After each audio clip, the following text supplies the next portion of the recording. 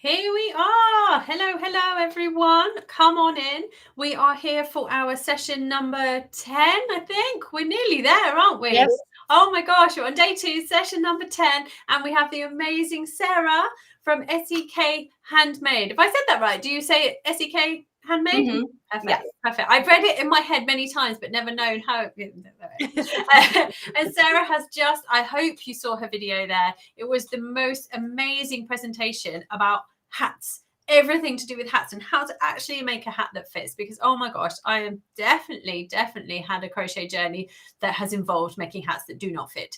And there are so many really quick, easy, actionable things that you can do to ensure that they do fit. So Sarah has gone through all of them absolutely beautifully. And this is what I want to say. Sleepy Bear is saying, what a great personality you have. Absolutely. I think that there's such a key to learning stuff is so much easier when it's presented in such an easy and accessible way. So thank you so much, Sarah, for doing that. Oh, look at this, Sandy. You're a ray of sunshine. Keep on coming, people. Keep on coming. Yes, keep on coming. Julia's here as well. But of course, we are also here to answer any questions that you have.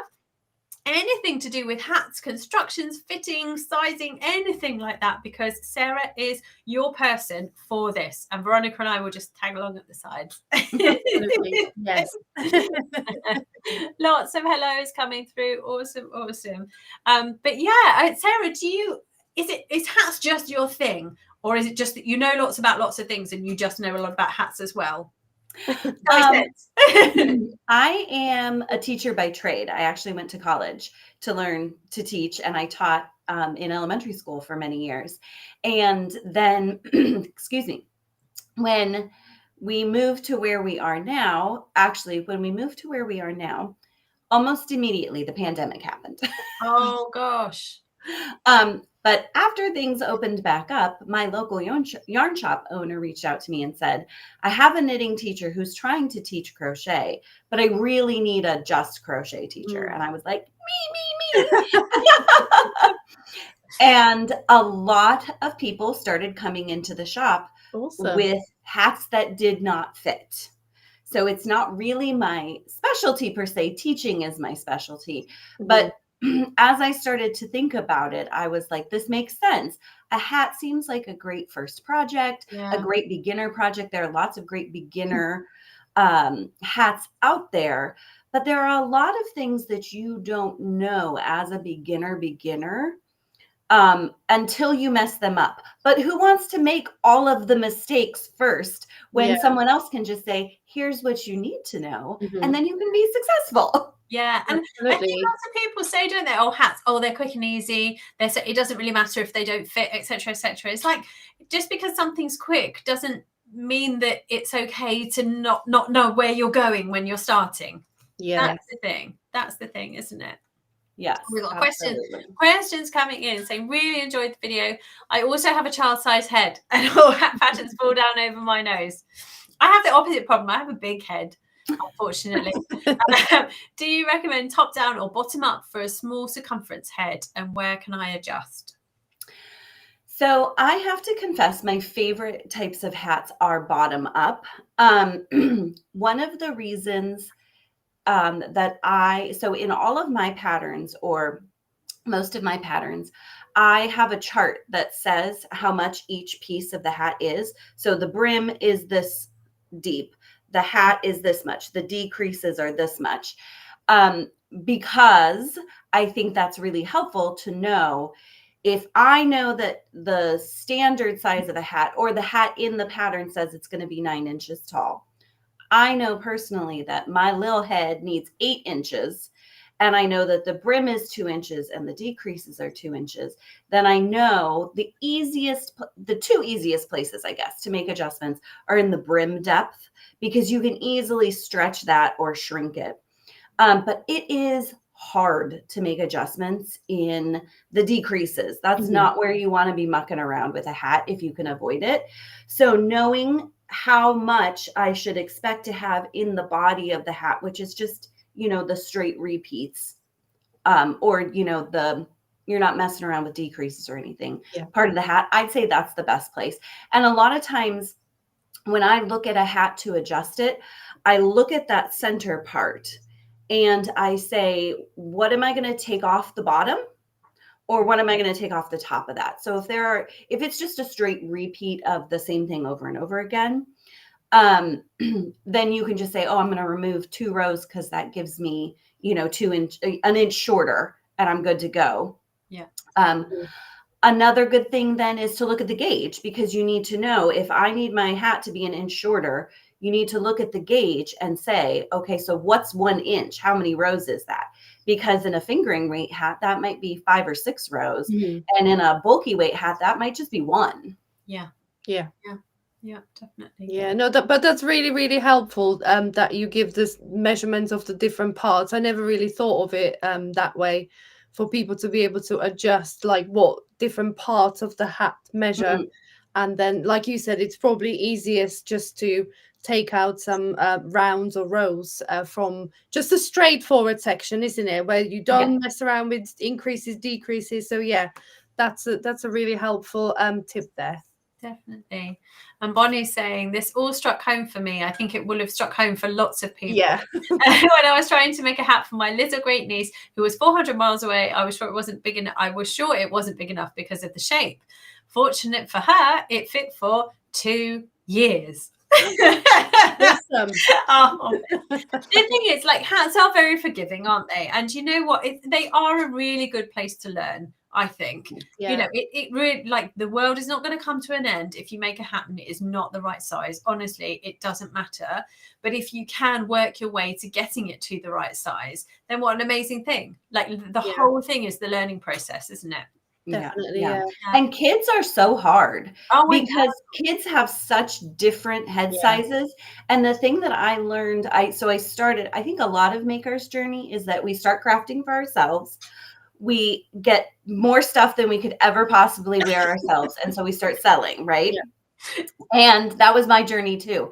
And when I went to start selling, one of the things I learned is that the biggest difference in size, when you're talking kids, so like maybe 5 and up versus adults, is the depth, not the circumference. Yeah. I can take a kid's hat and put it on my head, and the only difference is that it won't go quite deep enough on me. Yeah. So it can be really hard. And babies especially, man, they are so many different sizes. So I used to be a midwife, Sarah, for many years, and we used to have so many hats donated, which is absolutely wonderful. Knitted hats, crocheted hats, etc. And the amount of different sizes and shapes that came, and you could absolutely guarantee that you could not find a hat the right size for the baby that you just delivered. Never ever. You could never find that the right size, even though you'd have a massive bag full of hats. Yeah. So we used to make them actually out of like tubi grip. So out of okay. You see how you do that, and then so you cut a long strip, and then and I kind of want to design a crochet one like that, because I think it would be really cool if you got the stretch right on it. Yeah, you put your hand in and you twist it and you turn it in on itself, and it just literally is a hat. So there's no seaming or anything. I need to add that to my list of things to remember. Drawing inspiration from this summit as well. I think we've got Julie doing a video on mending socks now. So it's all going ahead. Oh, Bethany says, so glad to see you on this summit. Your gauge series on your channel is awesome. Anyone who hasn't seen it, make sure you go and check it out. You've just been on Sarah's channel, so make sure you go there and subscribe and watch all of that. Absolutely. And it comes in especially handy for the hats as well. The gauge, definitely something that, if you want a perfect fitting hat, is not something to skip. So do definitely go and watch that. Definitely. Joanne saying, thank you so much. I absolutely love your giggles. And then Sleepy Bear saying, you talked about measuring first, then modify if needed. I get stuck in other patterns because I tend to crochet to measurements instead of size. Is there a class for modifying any pattern? Ooh, that's an interesting question. I don't have a class on modifying patterns. I think so. I like to follow along with this knitter, and she's a very popular knitter. So if you knit, you know her. Her name is Andrea Mowry, and she used to be a baker. And she says, when I would bake cookies, I would bake them, and if they came out of the oven and they were awful, you had to throw them away. Like, there's no unbaking your cookie. Yes. That's what's amazing about yarn, is you can always pull it back. So I think the best way to learn about modifications is to just say, I'm going to try. Yeah. I'm going to give it a go. I'm going to see what happens. And you start to learn, you know, that you have a child size head and that all your hats need to be a little shorter. And here's where I like to do it. Or if you have a taller head or a bigger head, you know, here's how I modify to make it fit me really well. Yeah. I think it was really interesting what you said about as well, measuring where you like to wear your hats. I'd never really clocked onto that as well. I mean, because I like to wear mine quite low as well, but then tipped up at the front. So it swings to the back. But lots of people don't. And I've had people make my hat designs and they're like, oh, they're really tall. And I'm like, yeah, because I want it tipped and you know, that's how I like to wear them. But there's you know, you have to look at how the designer has styled it and designed it, and then make your version of it. If you want something different, maybe that's not the hat pattern for you. Or if you really want that hat pattern, you'll need to figure out how to modify that. That's definitely not something I ever thought of to say to people, this is how I wear the hat. Like, to me, it's funny, it's naturally, I need my ears covered because my ears are going to fall off and I need my ears covered. But that's definitely a good point, that if then people want to wear it, you know, above their ears, it's definitely going to be creating a bit of a teepee at the top, isn't it? Yeah. Well, and I think that that's something to, I think a lot of times we get caught up in the look of something. I mean, we see a designer's beautiful face and style, and we look and think, I want that whole thing, instead of really analyzing the pictures and saying, well, how tall is that hat? How is it being worn? I'm a person who really likes a hat that is fitted at the top so that there are decreases, that it's not just a tube that gets cinched up, which there's absolutely a place for that. And people love those. But my personal preference is that it's fitted at the top. And so one of the things I always look for is there a flat lay that I can see? Is it just cinched, or does it actually have shaping at the top? And a great place to look for that stuff, if a designer has a lot of really beautiful looking pictures, but not something that shows it at quite the right angle for you, is go on Ravelry and look at the projects. Yes, that's great. Because that person's going to throw it down on a table like you would. They are not usually like curating the perfect picture. You know, they're showing it more in real life than a curated picture. So projects are priceless. Can we take a moment though, as three people who have modeled many a hat, how difficult is it to take a picture of yourself wearing the hat, to show off just the hat? And I've got quite a pointy big nose, and every time I look down, I'm like, oh, my nose. And I know people are not looking at my nose, they're looking at the hat. But you know, when you're like, I don't want that picture on the internet. Like, not 5 chins, not 5 chins. I've got hat pictures. They're so like, for the hat, to get a flattering picture of the hat, it is not a flattering picture of me. I love modeling hats because it covers my greys. You haven't got any. I do also want to say that when I teach a class on a pattern, part of learning from me in person is helping each person modify the pattern individually. So if you are newer and you don't know what you don't know because you don't have years of experience and you've never designed anything before, a great thing to do is to go to a professional, whether that's find at your local yarn shop the teacher, and you could sit down with them for, you know, a little bit with the pattern, and they could say, take these 3 rows out, or add 5 stitches because then the decreases will still work. And if you don't have that resource within your local community of a crochet teacher specifically, the little old ladies, they want to share with you what they know. Oh, they do. And so going to social events and yarn circles, and even if you sit down and you're like, oh my gosh, everybody here knits, asking if they crochet at my yarn shop. We have lots of people who come, and half the time you'll look around and I might be the only one crocheting. But because I know those people, I can tell you that about half of them also crochet and could answer your crochet questions, even though they're knitting currently. Yeah, definitely. And sometimes the process might be very similar to knitting as Sure. well, isn't it? You know, it's Absolutely. working out the gauge and how many rounds you need to take out. So yeah, the process will be very similar. Yeah, So and my mum's actually part of a crochet group, and she does crochet and crochets brilliantly, but she's predominantly a knitter, and so it's almost like she speaks knitting language but translates it into crochet. So she thinks in knits and then works it out into crochet. So if anyone has a problem, she's I think one of the more experienced ones there. They'll ask her, and she'll be like, "Well, if I was knitting, I'd do this. So therefore, let's figure out." So it's not a bad thing to even ask a knitter as well. Someone that's very experienced would absolutely be able to help you with this. And to be honest, I'm not a knitter, and that's how I knitted my very first beanie for when Cole was born.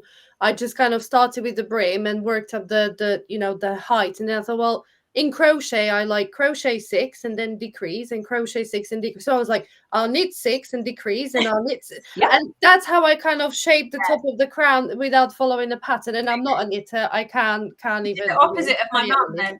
In crochet. So the process is pretty much the same. So definitely ask even a knitter.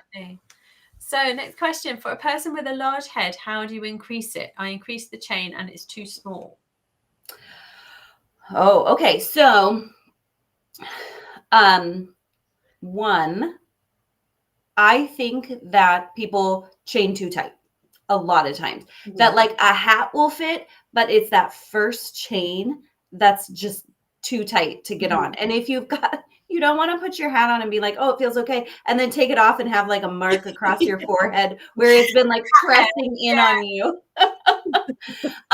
So my first tip would be go up a hook size or 2. I have friends who are prolific and fantastic crocheters, and that's not a beginner tip. They still always go up a hook size or 2 when they chain, because they just know they chain tight. And it's so much better to adjust your tools than to say, oh, I'm just going to crochet a loose chain. Like that's hard to do consistently. Yeah, consistently. That's the thing, isn't it? Yeah. You might do it for a couple, but not, But if you're going to add stitches to the circumference of a hat, the tricky part there is if it's a fitted hat, you've mucked with the decreases. So what I would do is, and this is a little more advanced, but what I would do is I would look at the pattern and I would look at the first decrease. So if you're doing, like Veronika said, and the first decrease is do 6 stitches, work 2 together, that's 8 stitches. And so I would then try to increase by a number of 8. So if it's having you decrease evenly around in 8 stitches, if it says do that 10 times and you add 8 more stitches, then you're going to do it 11 times. Yeah. So it's important, if you just throw in 2 more stitches because that's what you need, then you're going to have to figure it out. Of course, taking a round of decrease to get back to the right numbers is totally something you can do. My recommendation then is just make sure you spread them out around the hat. Don't just do it in one spot. Like if you're going to do 3 or 4 of them, do them, on each different corner of the hat instead of like, I'm going to take 4 out of here. Yeah, it will make it like lean tight. It's cinched in at one side. It could be a design feature. You never know. Actually, why not? Next question from Debbie. Is that a granny stitch scarf you are wearing? And the colour is beautiful, they've said. Yes. It looks like a granny stitch, is it? It is not a granny stitch. It's not at all, is it? That's lovely. Beautiful. That's very lovely. Is that a pattern? It is a pattern. Yeah? Yes. Where to find it? So it's on Ravelry, and it's definitely on Ravelry. And this is one of my vacation shawls. And so my vacation shawls are designed for that one skein of yarn you fell in love with on vacation and brought home. And now you're like, what do I do with one skein of yarn? Yep. We've been and talking about they're that. then simple enough that you can take them on your next vacation, and they are relaxing to work instead of stressful. I love that. So, yeah. Oh, this is interesting. So someone's saying I make a practice one and donate to charity, and then I have an idea of where I need to make changes Thanks for the tips to get it right first time. That's a great idea. That is a great idea. And lots of people do make, like, consistently make for charity, don't they? And hats are a really good thing to make in child to adult sizes. Definitely, absolutely. Definitely. That way, it's definitely going to fit some head, isn't it? Yeah. Donated. Yeah. Except the baby that I needed it to fit, of course. Exactly. Also, then I'd say make sure you make a Ravelry project or have a journal somewhere that you write that down, because while you might remember to make the next immediate hat, if you lose the hat, or your dog eats the hat, or somebody throws it in a washing machine when it wasn't supposed to be, and you're like, that was my favorite hat, you might have to do that process all over again to refigure it out when you've already done the work. So make sure you have some sort of journal that you keep it in to remind yourself the adjustments you've made. I think that's definitely an advice that I can take myself as well, because sometimes when I'm designing, so I was like, I remember that, yeah, I just did this, and then you kind of literally spend an hour like looking at this project thinking, what did I do here? What? Yeah. Really? And I have since having my children, I used to be so organized with how I would note take while I was making something and designing something. And then I just am not quite as organized anymore. And notebooks are in different places and stuff. And so, I end up patching together things from various random diagrams and things. I'm like, Yep. Kids definitely pull us in a lot of different directions. They certainly do. And then they draw something on the thing, and I'm like, I now can't see what I'm doing. And I made it pretty, mummy. Thank you. Carrie's saying, I'm curious, how does horizontal stretch in Tunisian crochet compare to crochet and knit? I think it always depends on the stitch, right? Yeah. Hannah talked earlier about making the super stretchy tube that's great to, fit a lot of hats or a lot of heads. And I think it's the same with, like, to do that, you would need to find a really nice stretchy crochet stitch. There are absolutely stretchy crochet stitches, but it's a matter of knowing how much stretch you have. So I think Tunisian crochet, same thing. There are some stitches that have really nice stretch. The thing that I don't want you to get caught in is that there are quite a few Tunisian crochet stitches that look like knitting. They're not formed in the same way. And so they definitely don't have the same amount of stretch. Probably the best way to check that is just to do a swatch and then give it a pull and see, like, am I like, or does it give me nice big stretch? Yeah, definitely. And there's that magic thing as well of the yarn and the hook size and the everything, isn't there? What fiber are you using? All that kind of stuff. It's a big melting pot. But I think, I don't know, you've done many more Tunisian projects than I have, Veronika. Like, it doesn't. Yeah. Sometimes it has that stretch. Sometimes it doesn't, does it? So I would be very, very careful with the horizontal stretch, because the thing with that is when you work the return pass, your return pass is basically a chain of stitches. Yes. So just imagine how stretchy your foundation chain is. Imagine that throughout your project all the way up your fabric. So the horizontal stretch in Tunisian is very limited. Like Sarah said, some stitches will give you more stretch, but essentially that chain back, the return pass, you're basically chaining through the loops, working the stitches off. So the horizontal stretch, I would say, don't rely on it. Just take the fabric as it is. Oh, but the vertical stretch, what I found with my sweater is that the vertical stretch, even the Tunisian knit stitch, which is quite a dense stitch, it does stretch, but the feel of the fabric, it's not knit. It looks knit, but it's not knit at all, because you've got the return pass kind of at the back of the work. It almost feels like you've got like a double layer of fabric, because you push all the return pass to the back. 100%. So you got the chains at the back and the front. So yes, Tunisian crochet is beautiful, and it can be, like Hannah said, the combination of the yarn and the hook. Like 100%. I made a whole sweater in knit stitch in 4-ply yarn with a 7mm hook. Wow. and it's the most amazing sweater I've made in Tunisian, and I love it, and it's so drapey and beautiful, but it was down to the combination of the yarn and the hook, not so much the stitch, the Tunisian crochet. So yeah, horizontal stretch, I would say, if I had to line up the three, I would go knit, then standard crochet, and then your Tunisian crochet has like the least horizontal stretch in my opinion. Yeah.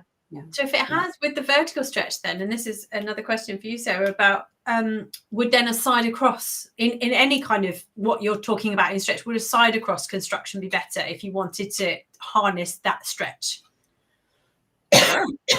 Yeah, you definitely could. I find, because of my love of shaped hats at the top, I find what would that be? A horizontal? No, a vertically worked hat, right? Yeah. Up and down. Yeah. I find that to be one of the more challenging constructions. I did a hat that was horizontal, and I had to make peaks at the top of it so that you could then sew them closed to close in the top of the hat. And that was a challenge. Yeah. If you love a scrunched all, if you're going to make a tube and scrunch it all up at the top and put a pom-pom on it, you can do that in any stitch. Yeah, definitely. Amazing.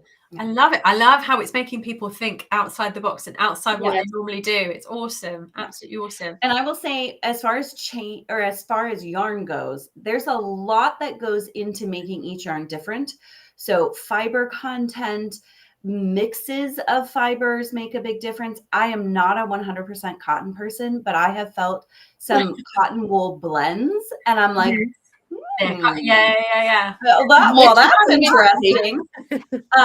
But then also, even I really want to be a yarn spinner, so I've learned a lot about it, but actually haven't done any. But even how the yarn is spun can make a difference in the stretch and how durable it is and all of that stuff. So it does have a lot to do with the yarn. Definitely. Amazing. Debbie's asking, can you use foundation chain? Absolutely. And I'm wondering as well whether you're meaning foundation stitches as well. Yeah, that's what I assume. Yes. Yeah. Yep. That's another great way to avoid a super tight first row. I do find a foundation chain to be very stretchy, and that might be my personal, like, how I work it. So sometimes I find the opposite problem, where I need to go down a hook size to make it more uniform with my stitches.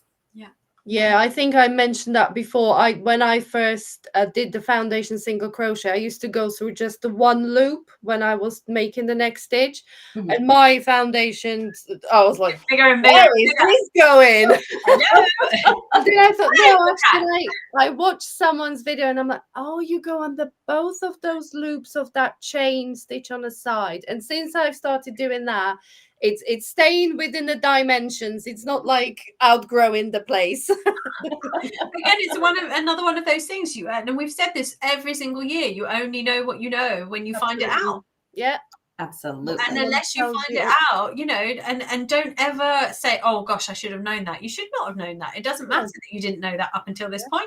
You know it now. You know it now. So go forward with it and do with it what you will. Yeah. Definitely.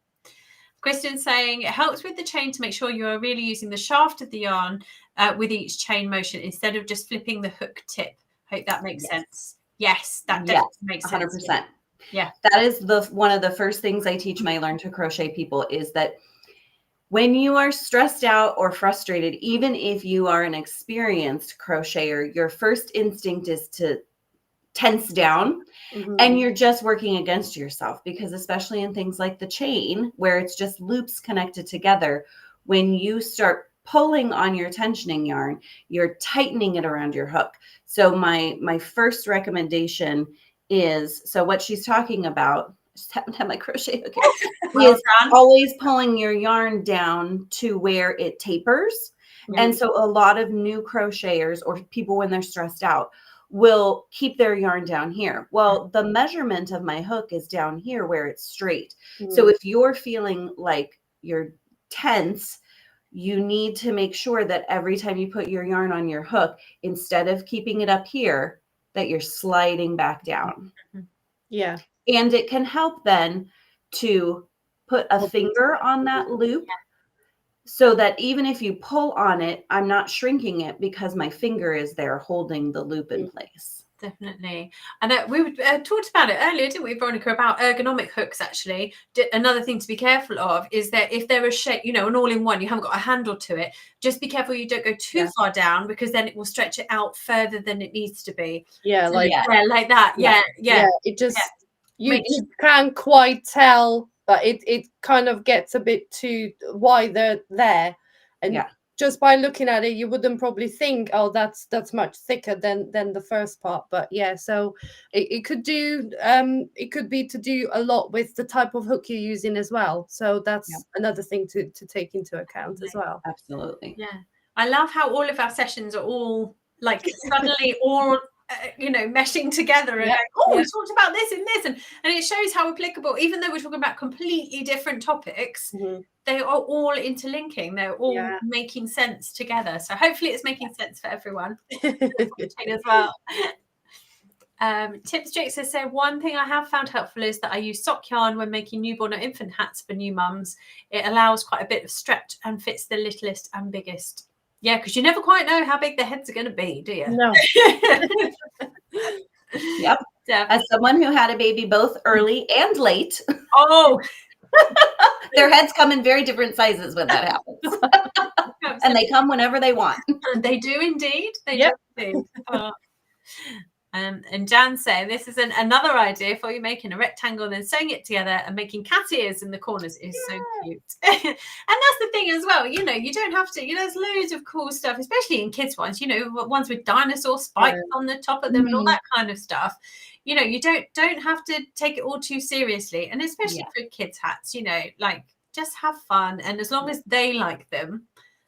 My children love crazy wonderful things, so you know. I have found also, if to make a rectangle hat and not do shaping, a kids version that I really loved was you make the rectangle, you just seam it across the top, and then you put either pom-poms or tassels on the tips of it, and then it's like they love it, don't they? Fun. Yeah, that you can wobble your head and it's like movement. I've done little twirly things, like literally single crochets, but really tight ones that turn into little twirls, and they're like, yay! So fun. It's like they have little pigtails. Yeah, awesome. And then you don't need to worry about it. You literally just make it to the height that you want it to be. Yeah, absolutely.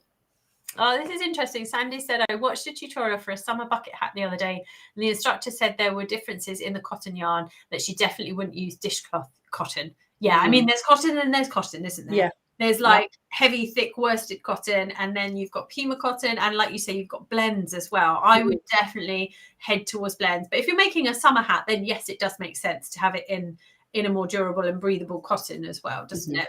But as we said with the shawls, cotton can also end up being quite hot as well. Yeah. So, one thing I like to say is that you need to remember that the wool was designed for sheep, right? And you can't have sheep overheating and passing out in the summer. Yeah. So wool is not just designed to keep warm. It's also very wicking. And as long as you're not doing something big and heavy, wool can absolutely be a summer fiber. So a cotton wool blend in a summer hat might be really great. Yeah. Most definitely. It depends how much structure you want in your summer bucket hat as well, isn't it? Yeah. But a lot goes into that too. If it's really tight stitches, even a yarn that's a little more loose can get some good structure to it. Hold its shape. Yeah. It's all this big magic melting pot, isn't it, that creates a final product. There's so many variables. That's the thing, isn't it? And I think that's what lots of people find so frustrating, isn't it? Because it's not just about following a pattern, is it? It's about understanding what you're doing when you're following that pattern. Yes, definitely. Yep. Sarah, we've run out of time. I know. I literally just looked. I was like, it was like 22 a minute ago. Yeah. Time flies when you're having fun. Absolutely. Oh, Sarah, it's been absolutely wonderful. Thank you so much for joining us. My pleasure. Thank you for having me. This was so fun. Yeah, absolutely. Yes. Everyone has really, really enjoyed your presentation. So do go and find. Sarah has loads of beautiful hat patterns and lots of resources to help you with that. As you see, she's an amazing teacher. So do go and find all of her stuff. And we have our next presentation is Michelle, who you have just spent a lovely few days with, haven't you? We were just chatting about. You've seen Michelle in person. Michelle of Tale of Knots is going to talk amazingly about bust and hip shaping for garments. It's just hold on to your hats or garments. Mind-blowing. It's absolutely awesome. So if everyone wants to pop over to Michelle's YouTube channel, it's premiering just as we speak now, and then we'll be back here afterwards for a live Q&A with Michelle. So yeah,